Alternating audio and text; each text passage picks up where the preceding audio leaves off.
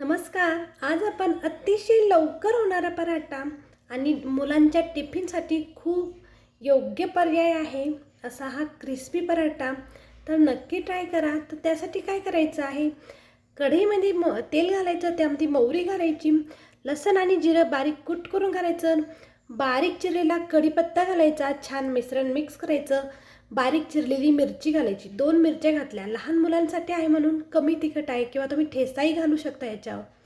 नंतर एक मिडियम साईजचा कांदा बारीक चिरून घातला, एक वंजूळभर मी यामध्ये तीळ घातले, तुम्ही तीळ कमी जास्त करू शकता.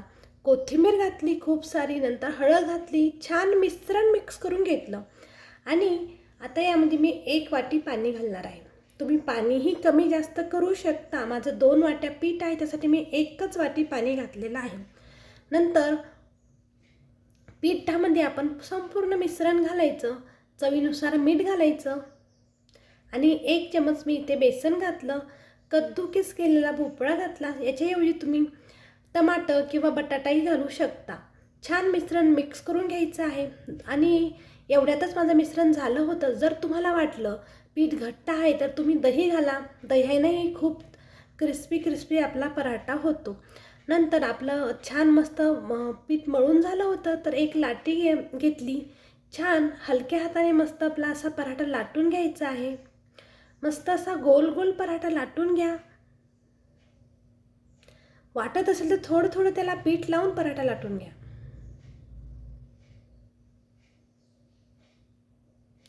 छान पराठा लाटून झाला आहे. तव्याला तेल लावा आणि त्याच्यावर आपला हा पराठा घाला.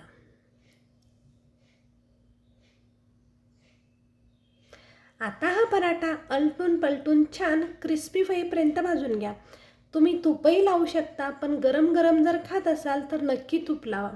जर तुम्ही टिफिनला देणार असेल तर तेल लावा, कारण दुपारात तूप हे घट्ट होतं आणि त्याच्यामुळे तो पराठ्याला थोडं चव लागत नाही. त्याच्यामुळे टिफिनसाठी लहान मुलांना देत असाल तर तेल लावूनच पराठा छान असा क्रिस्पी असा भाजून घ्यायचा आहे.